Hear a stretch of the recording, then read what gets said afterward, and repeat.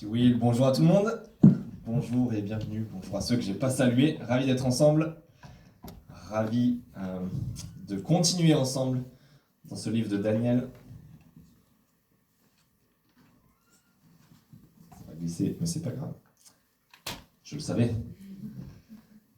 Je ne sais pas si vous êtes ravis d'être là après cette lecture. On continue dans le livre de Daniel, mais voilà, moi je suis ravi de continuer ce livre.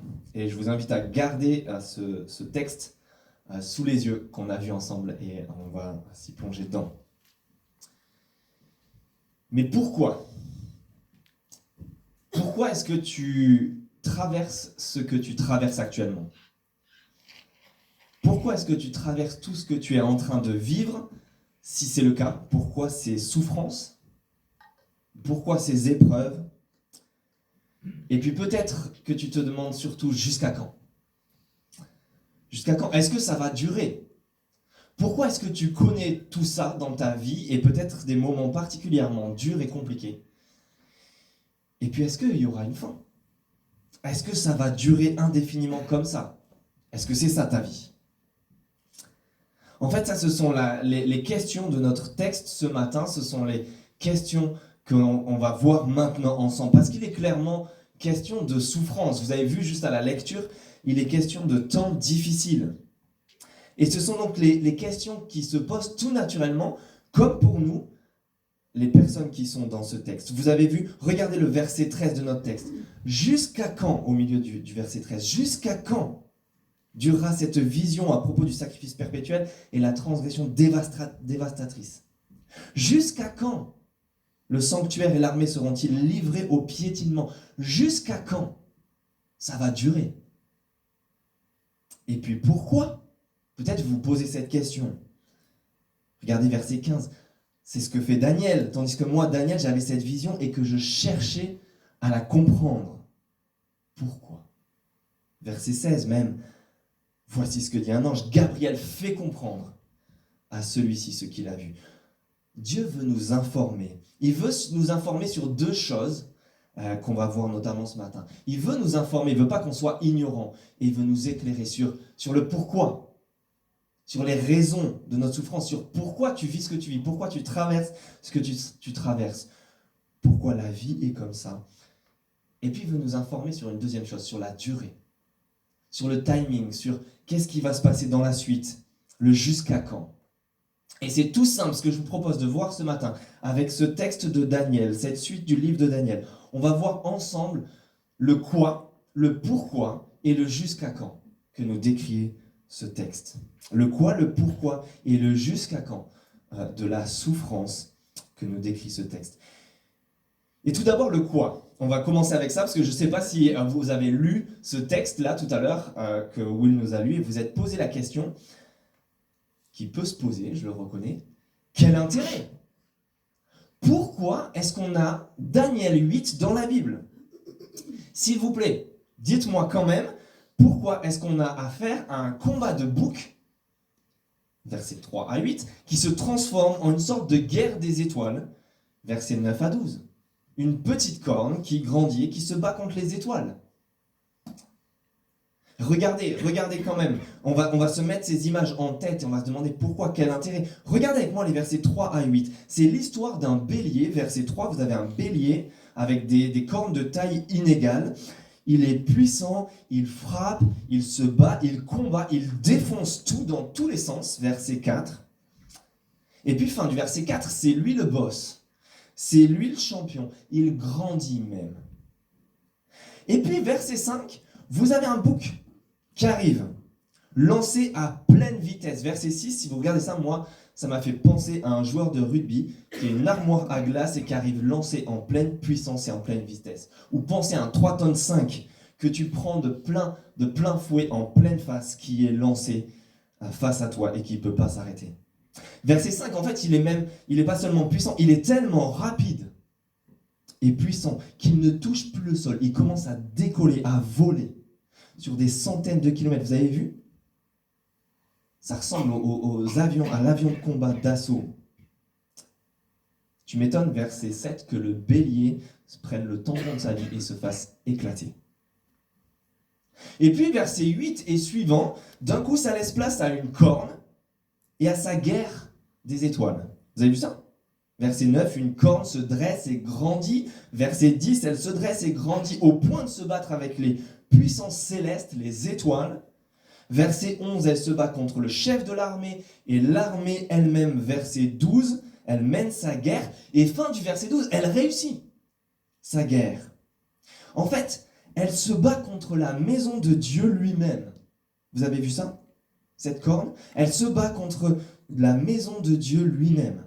Le sanctuaire, le temple, fin du verset 11, là où il y a le sacrifice perpétuel, verset 11 et verset 12, là où est la vérité, verset 12, elle réussit. Elle réussit, elle jette à terre cette maison de Dieu, ce temple, les sacrifices et même la vérité. Et elle piétine tout ça. Pourquoi je vous redécris tout ça? Parce que c'est des images extrêmement frappantes.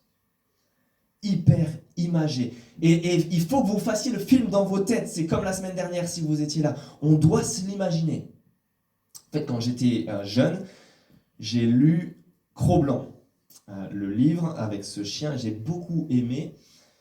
Et il y a toute une partie de sa vie, et je pense, j'ai quasiment encore les images en tête, toute une partie de sa vie où il participe à des combats de chiens.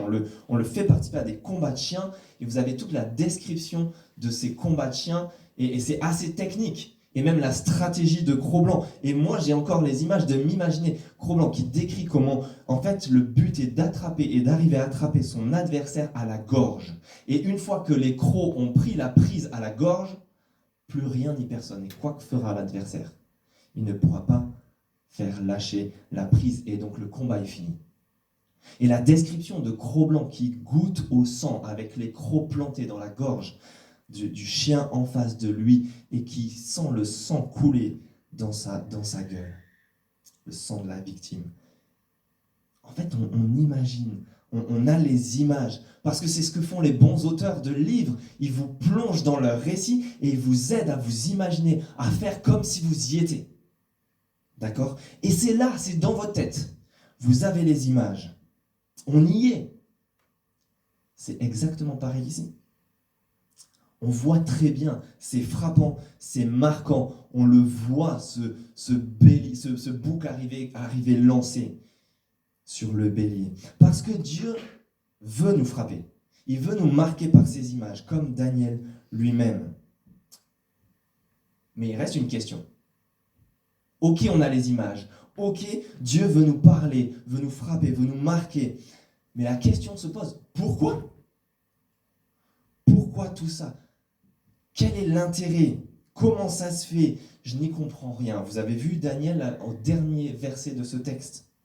Moi, Daniel, je suis resté affaibli et malade durant plusieurs jours. Ça l'a mis mal. Puis je me suis levé pour m'occuper des affaires du roi, mais j'étais effaré à cause de la vision et je ne la comprenais pas. En fait, c'était déjà le cas la semaine passée, si vous étiez là, 2 ans auparavant, où Daniel a eu un autre rêve, une autre révélation. Dernier verset du chapitre précédent, vous pouvez même le voir, le lire, Daniel 7, verset 28. Ici prend fin le message qu'il avait eu. Moi, Daniel, j'ai été si terrifié par mes pensées que j'en ai changé de couleur. J'ai gardé cette parole dans mon cœur. Daniel est complètement hanté par ses rêves et ses pensées. Et toutes ces choses-là que Dieu lui a dit, ça lui reste en tête, ça le hante, il le traîne, il le ressasse, il y repense encore et encore. Les images sont là.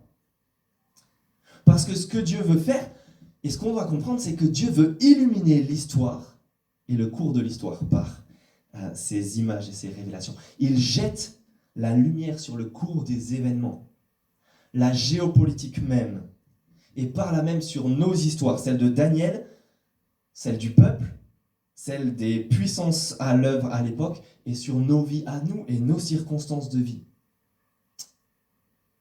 Parce que vous le savez, vous connaissez sûrement l'importance de l'histoire. Bien connaître l'histoire, c'est souvent salvateur.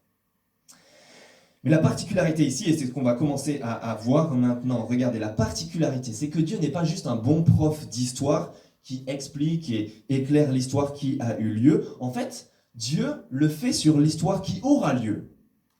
Regardez maintenant avec moi les 2 premiers versets, s'il vous plaît, de notre texte. Regardez les versets 1 et 2. La 3e année du règne de Belshazzar, donc roi de Babylone, Daniel est sous l'empire babylonien, sous ce roi de Babylone, Belshazzar. Moi, Daniel, j'ai eu une vision après la première que j'avais eue. Dans cette vision, j'ai vu que je me trouvais à Suse, la capitale, et comprenez, la capitale de l'empire perse, qui viendra après, dans la province d'Élam.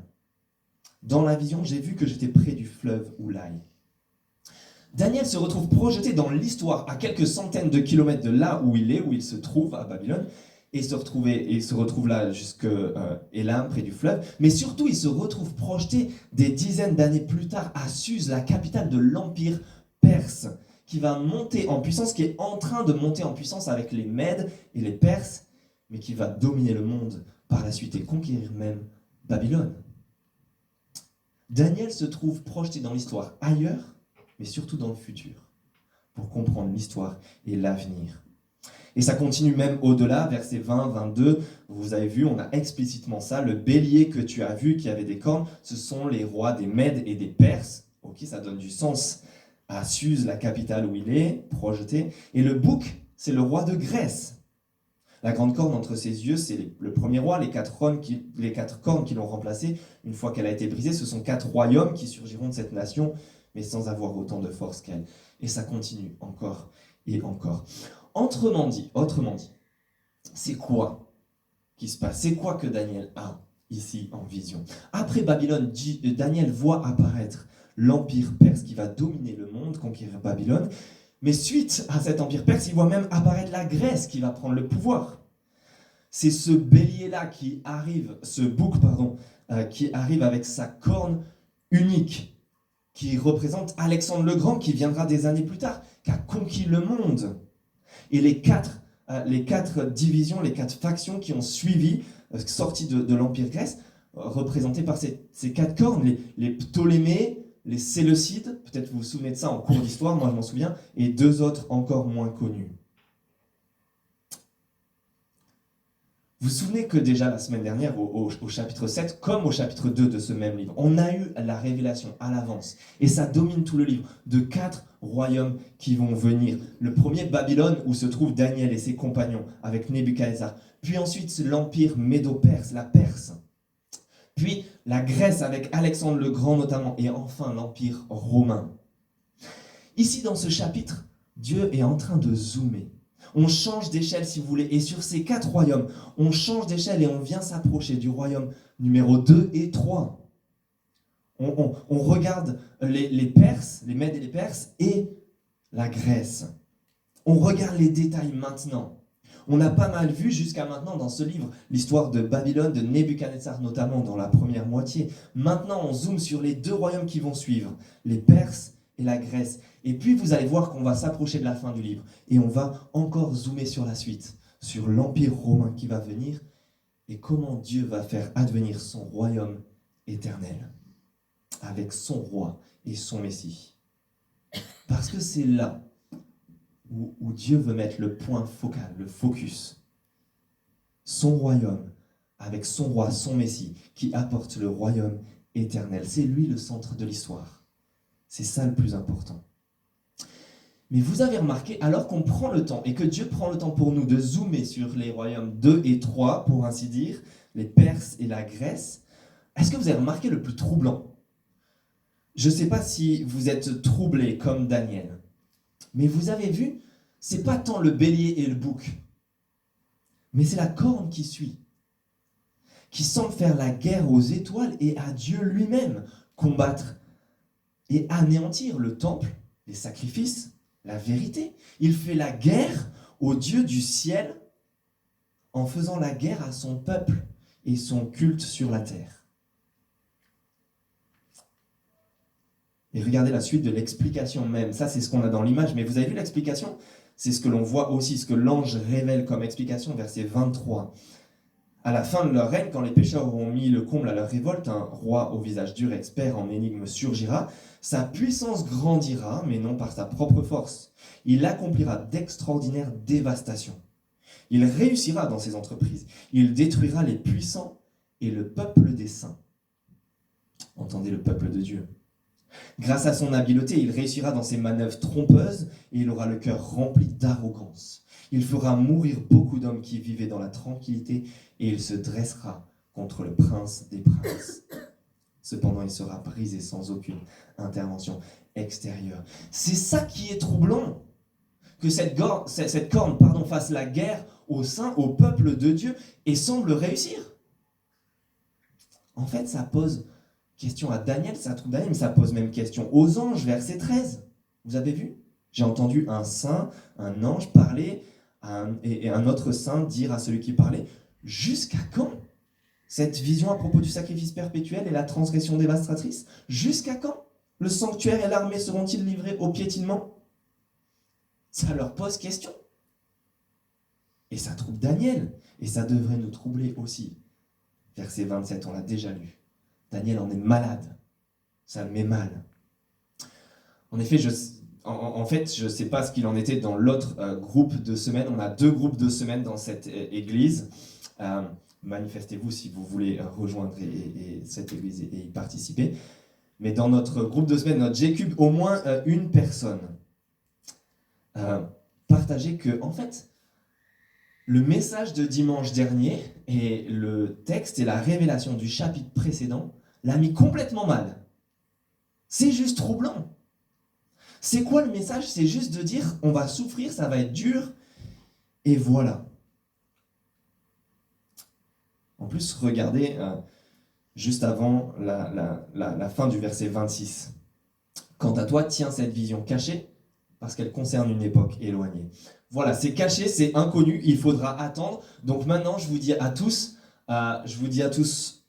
bonne semaine, soyez bien malades, bien troublés comme Daniel, et puis on attend la suite du livre et peut-être qu'on aura quelques explications. À la semaine prochaine? Non, on va pas faire ça. Non, on peut en dire plus, on peut en savoir plus, comme on le verra dans la suite du livre. Ça concerne une époque éloignée, mais nous, on est après. On a le privilège de pouvoir comprendre un peu plus certaines choses. Mais il y a une chose à dire avant de s'aventurer sur le pourquoi maintenant. Il y a quand même une chose à dire.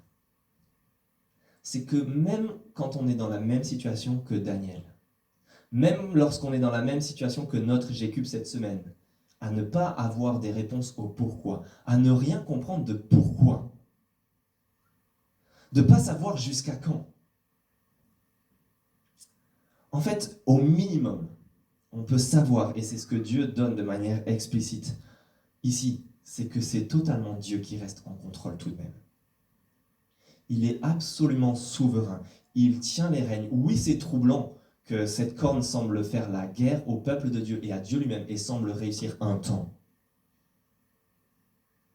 Mais c'est temporaire, c'est pas définitif. Et Dieu reste en contrôle. C'est lui qui permet cela. Il tient les rênes.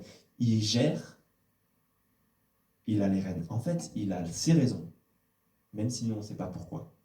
Il a son timing, même si nous, on ne sait pas jusqu'à quand. Alors, on peut au moins persévérer et faire confiance à ce Dieu, comme on l'a chanté, en nous attendant à lui. Et c'est peut-être parfois quand on est dans ces situations-là que la confiance se joue. Est-ce qu'on a confiance dans le fait que Dieu est Dieu? Qu'il est celui qui tient tout entre ses mains, qui gère absolument le cours de l'histoire, le cours de nos existences, de nos vies, et qui sait pourquoi il fait toutes ces choses. Ceci étant dit, on peut en savoir plus, et je vous propose de voir le pourquoi. Est-ce qu'on peut comprendre pourquoi? Pourquoi cette souffrance? Pourquoi cette guerre contre le peuple de Dieu? Pourquoi cette guerre contre Dieu lui-même qui semble réussir? Pourquoi? Je vous propose de voir 3 réponses, un peu comme 3 étapes du pourquoi qui se complètent.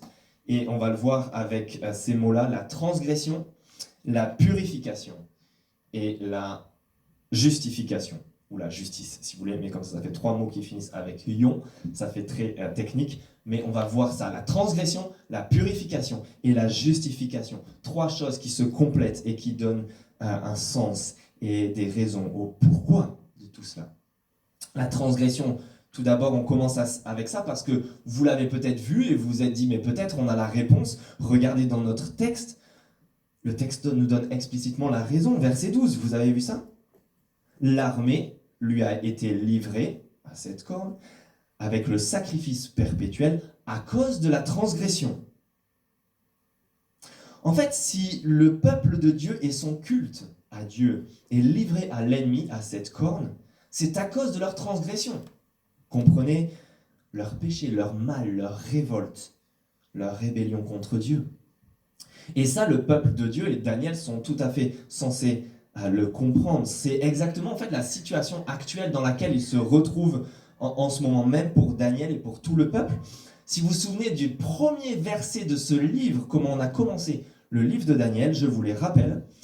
Le Seigneur, Dieu, livra entre les mains de Nebuchadnezzar, roi de Babylone, Joachim, le roi de Juda, et une partie des ustensiles de la maison de Dieu que Nebuchadnezzar et Babylone conquièrent, apportent à Babylone et déportent le peuple. En fait, Israël s'est retrouvé envahi par Babylone, déporté en exil, emmené loin de chez eux. Le temple a été détruit, dévasté, son culte arrêté. Tout ça pourquoi?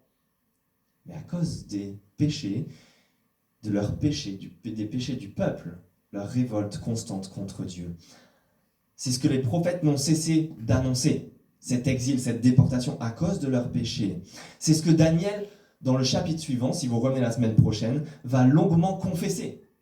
C'est à cause de leurs fautes qu'ils se retrouvent dans cette situation. Mais vous avez vu le problème, c'est que ce qui est révélé maintenant à Daniel concerne l'avenir. Concerne non pas ce qui s'est passé avec Babylone, avec Nebuchadnezzar, ça concerne après, ça concerne l'Empire perse et même la Grèce. Et c'est à ce moment-là qu'il va y avoir la même histoire. Ça va recommencer. En fait, Dieu avait déjà prévu et déjà annoncé, et on va le voir aussi la semaine prochaine, que l'exil à Babylone, cette punition, ce temple détruit, ne serait que temporaire. On va le voir, c'est limité à 70 ans. Il y avait un retour au pays prévu, un nouveau temple, une reprise des activités cultuelles, des sacrifices et du culte. Mais ce que Daniel entend maintenant, c'est qu'il sait déjà que ça va être rebelote. De nouveaux transgressions, de nouveaux révoltes, de nouveaux péchés, de nouveau le jugement de Dieu sur son peuple. Parce qu'en fait, le problème, ce n'est pas tant l'exil, le problème c'est ça. Le problème, c'est ce cœur du problème, c'est le péché qui a la peau si dure, c'est comme le dit le prophète Jérémie, ce péché qui est inscrit au burin sur les tablettes du cœur humain. C'est cette maladie de cœur incurable humainement, dont personne ne peut se sortir. Il faut un véritable miracle pour s'en sortir. Et on est obligé de le reconnaître. Vous et moi, en fait, on doit entendre comme Daniel que c'est ça le cœur du problème. C'est ce péché qui nous colle tous à la peau, qui revient encore et encore. Et ce n'est pas 70 ans d'exil qui vont régler le problème. En fait, il n'y a aucun changement extérieur qui changera ce problème. Le problème, il est inscrit au plus profond de nous. Et c'est ça le cœur du problème. Et en plus, je ne sais pas si vous avez remarqué, le truc avec ce problème-là, ce péché, c'est qu'il concerne tout le monde, vous et moi. Personne n'en est exclu ce matin, ce problème est universel. Cette maladie chronique incurable est là pour chaque être humain dès sa naissance, inscrit dans son patrimoine génétique et son ADN. Regardez le verset 13.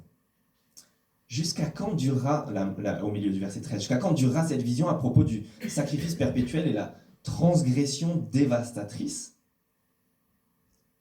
En fait, ce qu'on a entendu, c'est que Dieu va traiter le problème du péché, de la transgression du peuple, par le péché, la transgression d'un autre peuple, d'un ennemi de cette corne. C'est ça qui est paradoxal. C'est à cause de la transgression de son peuple qu'il est jugé, que son culte est anéanti et détruit, mais Dieu se sert de la transgression de l'ennemi, d'un autre peuple. Et c'est bien plus facile pour vous et moi d'être choqués et de se poser des questions sur la transgression des autres. La transgression de l'ennemi. La transgression ici de personnes qui n'en ont rien à faire de Dieu. Mais le peuple a besoin, comme Daniel, d'entendre ici que le problème qui les concerne, c'est le problème de leur transgression, eux à eux aussi. Bienvenue si vous êtes nouveau dans le cube. Sachez qu'il n'y a personne qui vous entoure ici qui ne soit épargné de ce problème. Les gens qui sont là, et nous tous qui sommes là, ne sommes pas des bonnes personnes naturellement. Si c'est ce que vous avez dans la tête, enlevez-vous-le. Vous ne l'êtes pas, je ne le suis pas naturellement. En fait, personne n'est mieux et meilleur que les autres naturellement. Pas du tout. On est tous dans le même bateau. Et c'est ce que Dieu veut dire ici à Daniel et à son peuple. Ils se retrouvent dans le même bateau, sur le même terrain que les autres nations. Le problème est le même pour eux, celui de la transgression. Et puis si vous êtes dans le cube, si vous êtes chrétien depuis même longtemps, ne croyez pas que la transgression ne concerne que vous, et c'est bien, et les gens qui sont dans cette église parce qu'ils prennent le péché au sérieux et qu'ils entendent parler du péché et de la solution que Dieu a pourvue en Jésus-Christ. Mais que la transgression, c'est pas le problème des autres, en fait, qui ne sont pas chrétiens et pas religieux, comme si c'était qu'une question religieuse, comme si ça ne nous concernait que nous et ceux qui vont à l'église. Les autres, ça ne les concerne pas, ils n'ont pas de questions à se poser sur leur transgression et leur péché. Tes collègues, tes voisins, tes amis, oh, ça c'est pas trop leur problème. Non, on est tous concernés, et c'est très bien de le savoir qu'on est concernés, mais on a besoin de savoir que les autres le sont aussi. On a besoin de savoir que les autres le sont aussi. Et si c'est la première fois que vous l'entendez, je suis ravi de vous en prévenir, parce que en fait, c'est une bonne chose que Dieu nous dise. Nous sommes, tu es, vous êtes. Je suis concerné directement par le jugement de Dieu. Et c'est une question qu'on doit se poser, vous et moi. Ça nous amène à la deuxième étape, la transgression, ça c'est la raison, mais ça nous amène à la deuxième étape, deuxième raison du pourquoi la souffrance, mais la purification. Regardez en fait la réponse du deuxième ange à la question de la transgression, ou des transgressions, fin du verset 14. Et il m'a dit, encore 2300 soirs et matins, puis le sanctuaire sera purifié. Autrement dit, tout cela a lieu pour amener la purification du sanctuaire, la purification du culte rendu à Dieu. C'est ça le plan, c'est ça le but. Parce qu'il y a quelque chose que j'ai oublié de vous dire la semaine dernière, et j'en suis désolé. Et je vais vous le dire maintenant. Pour ceux qui étaient là, la semaine dernière, pour ceux qui n'étaient pas là, un court résumé maintenant, on a vu Dieu comme un feu dévorant. Son trône est en feu, enflammé. Les roues de son char sont enflammées en feu. Un fleuve qui sort de son trône est un fleuve de feu. Bref, ce Dieu est un feu dévorant. Et il juge par le feu. Il jugera la bête et la corne qu'on a vues la semaine dernière, qui seront jetées dans le feu. Mais la semaine dernière, et peut-être c'est ça que je n'ai pas relevé, et vous aviez peut-être remarqué, comment sont appelés systématiquement, répétés à plusieurs reprises, les membres du peuple de Dieu, comme dans notre chapitre ici. Les saints du Très-Haut, c'est leur nom spécifique. Ils sont appelés les saints, autrement dit les purs, ceux qui sont purifiés, qui sont sanctifiés, qui sont rendus purs. En fait, Dieu agit dans l'histoire envers tout le monde comme un être entièrement pur. C'est ce qu'on a vu avec sa blancheur éclatante et son feu dévorant. Il est absolument pur et Dieu agit dans le monde avec sa pureté. Et ça nous laisse seulement deux alternatives. Soit on est purifié par ce feu dès maintenant, soit on est consumé le dernier jour. C'est ce qu'il y avait dans le chapitre 7. Un peuple, des membres qui sont sanctifiés, qui sont purifiés, qui sont les saints, soit ceux qui restent ennemis jusqu'à la fin et qui seront consumés. Et c'est ce que ce livre va ne cesser de nous présenter dans toute cette deuxième moitié, jusqu'à la fin, les amis. On va voir, en fait, ce Dieu qu'on a vu au chapitre 7 comme un feu dévorant qui va purifier ce monde, son peuple et les autres par le feu de l'épreuve. Quasiment la dernière phrase de ce livre, au chapitre 12, verset 10. « Beaucoup seront purifiés, épurés et affinés. » Voilà tout le plan de ce livre. Les méchants feront le mal et aucun d'eux ne comprendra, tandis que ceux qui seront perspicaces comprendront. C'est ce que ce livre veut nous amener, à voir des personnes qui sont purifiées, épurées et affinées. C'est aussi l'exemple qu'on a vu de 3 hommes dans la première moitié, si vous vous souvenez, 3 hommes jetés dans une fournaise ardente de feu, qui en ressortent absolument pas consumés, qui en ressortent purifiés, innocentés, purs de toute faute, qui, contrairement à leurs bourreaux, sont consumés. C'est aussi ce que l'apôtre Pierre va reprendre dans le Nouveau Testament en parlant aux chrétiens, en faisant explicitement référence à ce livre de Daniel, pour comprendre que c'est ce que Dieu est en train de faire envers nous, envers les membres de son peuple. Voici ce qu'il leur dit dans la lettre au tout début. Maintenant, puisqu'il le faut, vous êtes pour un peu de temps attristés par diverses épreuves, mais ainsi la valeur éprouvée de votre foi, beaucoup plus précieuse que l'or qui est périssable et pourtant que l'on soumet à l'épreuve du feu. Cette foi, soumise à l'épreuve du feu, aura pour résultat la louange, la gloire et l'honneur lorsque Jésus-Christ apparaîtra. Et à la toute fin de sa lettre, il dit « Mes bien-aimés, ne soyez pas surpris de la fournaise de feu qui sévit parmi vous pour vous éprouver, comme si c'était quelque chose d'étrange. Réjouissez-vous au contraire de la part que vous avez aux souffrances de Christ. » Et il finit en disant, c'est le moment où le jugement commence, et il commence par la maison de Dieu. Vous voyez ça? C'est ça en fait le plan. C'est ça qui se passe. Purifiez maintenant pour ne pas être consumé plus tard. Il n'y a que ces 2 alternatives-là.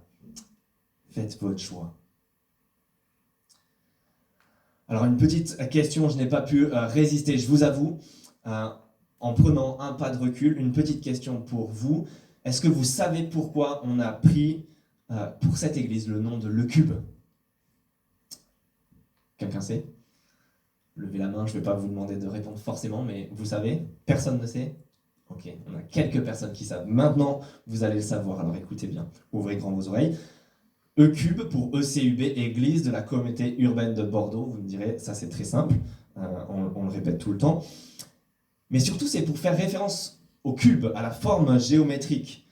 Pourquoi? Parce que le cube, dans la Bible, c'est la forme géométrique de la pièce centrale du temple, de la maison de Dieu, du tabernacle, du sanctuaire, le saint des saints, le lieu très saint, au cœur du réacteur, au cœur de cette maison. La salle du trône, là où Dieu était présent par son feu dévorant, là où on amenait une fois par an le sacrifice annuel pour le péché du peuple. C'était un cube. Et donc, les amis, j'aimerais que l'on ait tous en tête, avec le nom de cette église, si on est dans cette église, si on est chrétien, chrétienne, en train de suivre Jésus-Christ, on est au cœur du réacteur, on est dans le cube, en train d'être purifié par ce Dieu. Alors oui, ça pique. Mais je vais vous dire, à la fin, c'est bénéfique. À la fin, ça fait du bien. Et c'est la meilleure des choses qui puissent nous arriver. Et on arrive à notre 3e étape, notre 3e raison et dernière raison, la justification. En réalité, la réponse de l'ange, littéralement, je vais vous la reformuler. Elle n'enlève pas tout ce qu'on a dit sur la purification, mais elle est un petit peu différente, littéralement. Je vous la relis, verset 14. Et il m'a dit, encore 2300 soir et matin, puis le lieu saint sera justifié. Le lieu saint sera justifié. Pourquoi ? Parce que ce qui intéresse Dieu dans tout ce processus de purification, de souffrance, souvent, face à la transgression et au péché, c'est une purification, mais qui amène la justice. Le lieu saint, le sanctuaire, l'endroit où la sainteté se joue, où la pureté se joue, doit être justifié. C'est la justice qui doit être amenée. C'est pour ça que dans ce cœur du réacteur, il y avait cet endroit où on apportait un sacrifice pour expier le péché une fois par an. Parce qu'il fallait un pardon des péchés pour que justice soit rendue. À tel point qu'au temple, au sanctuaire, il y avait un sacrifice perpétuel. Mentionné plusieurs fois, vous avez vu qu'on parle de sacrifice perpétuel. Qu'est-ce que c'était? Un sacrifice qui brûlait en permanence, qu'on alimentait matin et soir, de nouveau, avec des animaux, avec des bêtes qui étaient offerts en sacrifice, pour qu'un feu s'élève constamment devant Dieu, pour amener le pardon des fautes à notre place. Des bêtes et des animaux étaient amenés sur l'autel, consumés, jugés, par le feu à la place des membres du peuple, pour que justice soit faite et qu'un pardon puisse être accordé aux êtres humains par un remplaçant qui a payé le prix fort, l'animal. Autrement dit, vous avez vu que dans ce que Dieu est en train de dire à Daniel, il est en train de dire qu'il s'assure perpétuellement que son peuple est un moyen de pardon, de réconciliation, de justification même dans l'avenir. Même si tout doit être dévasté, ça sera limité. Même si exceptionnellement c'est le cas, Dieu va limiter ce temps-là parce qu'il faut que la justice soit rendue et qu'il y ait un moyen de pardon. Regardez verset 19 même. Il m'a dit, je vais te faire connaître ce qui arrivera au terme de la colère, car il y a un moment fixé pour la fin. Dieu veut mettre un terme à sa colère. Il veut plutôt amener le bonheur éternel. Il veut s'assurer qu'il y ait moyen de pardon, de bonheur, qu'il y ait un terme à la colère. Un délai, un moment, un jour et une heure. Et cela nous amène à la question, jusqu'à quand ? Jusqu'à quand ? À notre dernière question. Où en sommes-nous, vous me direz, parce qu'on est en train de parler de notre époque, on est en train de parler de Daniel, on est en train de parler d'autres royaumes. Jusqu'à quand ? Pour eux, mais pour nous. On en est où, nous, dans l'histoire ? Est-ce que je peux savoir jusqu'à quand pour moi ? Peut-on savoir ? Daniel ne comprend pas. Est-ce que nous, on va le faire ? On va pouvoir comprendre. Il faut nous avouer et je l'avoue devant vous maintenant, que cette vision et ces visions dans cette deuxième moitié du livre, mais cette vision aussi dans ce chapitre, laisse place quand même à de nombreuses interprétations, surtout sur certains détails plus compliqués, avec les cornes, etc. Plusieurs interprétations chez les chrétiens évangéliques se côtoient. Il faut avouer que ce n'est pas toujours simple de comprendre, tout de même. On pourrait se demander, vu que l'endroit géographique où est Daniel et qu'il décrit au début de ce chapitre, par exemple, comme ça correspond à l'Iran actuel, on pourrait se demander, mais est-ce que ce chapitre n'annonçait pas à l'avance la guerre actuelle de l'Iran avec Israël et les États-Unis ? Ou encore, comme j'ai entendu il y a quelques années, toute une explication d'un enseignant sur le livre de l'Apocalypse, le dernier des livres, et ce livre de Daniel qui reprend beaucoup de ces éléments, expliquant et donnant dans son enseignement que la bête qu'on a vue la semaine dernière, qui avait des ailes d'aigle, représentait les États-Unis, puisque c'est l'aigle, tandis que l'ours, qui avait des côtes dans sa bouche, représentait la Russie, puisque c'était l'ours, etc., etc., et prévoyait et prédisait une troisième guerre mondiale avant le point final de Dieu à l'histoire. Est-ce que c'est ça ? Et finalement, et même nous tous dans cette salle, même si vous ne le savez pas, j'aimerais vous dire qu'en tant qu'évangélique, nous avons, sans savoir, hérité d'une interprétation assez spécifique, assez récente même, du 19e siècle, qui a influencé le monde évangélique, apporté entre autres par monsieur John Nelson Darby et la Bible Scofield par la suite. Ces visions se voudraient prédire quelque chose qui décrit notre futur à nous. On peut se poser la question, est-ce que c'est vrai ? La géopolitique future de notre monde, ces bouleversements mondiaux et l'avenir pour nous, le futur pour nous. Alors, est-ce cela ? Jusqu'à quand pour nous ? Est-ce qu'on peut savoir ? Oui, on peut avoir au moins quelques éléments. Non seulement nous avons des éléments plus que précis, vous avez vu versets 20 et 21, on l'a déjà lu. Le bélier que tu as vu qui avait des cornes, ce sont les rois des Mèdes et des Perses. Le bouc, c'est le roi de Grèce. La grande corne entre ses yeux, c'est le premier roi, etc. Les amis, on a au moins des éléments qui nous disent qu'il s'agit au moins de rois et de royaumes passés, qui ont déjà eu lieu, qui ont succédé, l'empire babylonien. Et on va conclure maintenant avec 2 éléments finaux qui nous guident pour savoir pour nous. Jusqu'à quand ? 2 éléments qui peuvent nous aider et nous guider. Qu'est-ce que ça a à dire pour nous, alors maintenant, si c'est des royaumes et des temps passés ? 2 éléments qui sont le temps de la fin et les 2300 soirs et matins. Regardez verset 17 et verset 19. Verset 17, « Sois attentif, fils de l'homme, la vision concerne le moment de la fin. » Verset 19, « Je vais te faire connaître ce qui arrivera au terme de la colère, car il y a un moment fixé pour la fin. Quant à toi, verset 26, tiens cette vision cachée, car elle concerne une époque éloignée. » En fait, la deuxième partie du livre de Daniel se concentre sur le moment de la fin, ce qu'on peut appeler parfois la fin des temps. Et en fait, avec ces 4 royaumes que le livre de Daniel est en train de nous présenter, sur lesquels on zoome, par période. Et on va se rapprocher de la fin de ces 4 royaumes et du royaume éternel de Dieu dans la fin du livre. Le livre de Daniel s'approche et zoome du moment de la fin. Du moment de la fin. On zoome sur les numéros 2 et 3. On va arriver sur le 4 et le royaume éternel de Dieu. En quelque sorte, dans notre chapitre avec le royaume 2 et 3, on est dans le préambule de la fin. Dieu, on est dans l'introduction du moment final que Dieu est en train d'amener. On est en train de s'y projeter déjà. Mais le moment de la fin, crucial, c'est le 4e royaume et le royaume éternel de Dieu et son Messie Jésus-Christ, qui est venu apporter ce royaume sur terre. On en a déjà parlé la semaine dernière et on va en reparler les semaines à venir.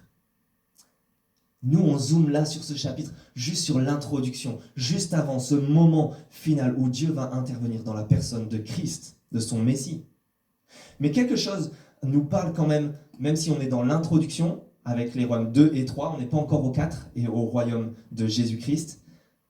Ces royaumes 2 et 3, comme introduction à la fin, nous en parlent déjà et nous y projettent déjà, avec les 2300 soirs et matins. Vous avez vu ces fameux 2300 soirs et matins, verset 14, qui vont amener le sanctuaire qui va être purifié, justifié.